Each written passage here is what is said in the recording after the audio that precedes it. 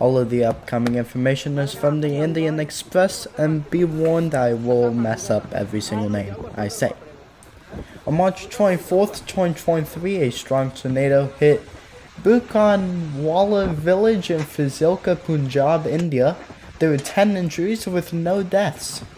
2 injured people were sent to Fazilka Medical College, while the rest were sent to Abahar Civil Hospital.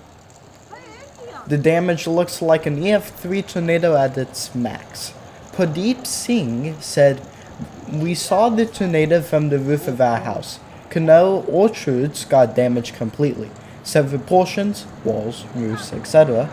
of the houses came crashing down, and we rescued many people from the debris. EF-3 damages walls coming off of buildings."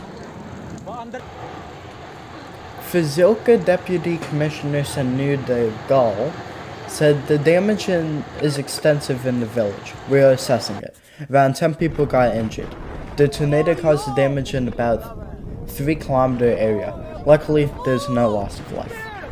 Dr. K.K. Gill from the Agromet Department of the Punjab Agricultural University said, "We had to forecast that weather will be bad on March 24th and 25th.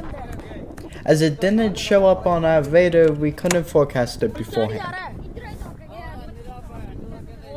Dr. Gurvinder Singh, the Director of Agriculture in Punjab, said inclement weather had played havoc with Fazilka block, while hailstorms caused the damage in Mansa and Bathinda and Muxtar villages. If it rains further, damage to crop can be huge.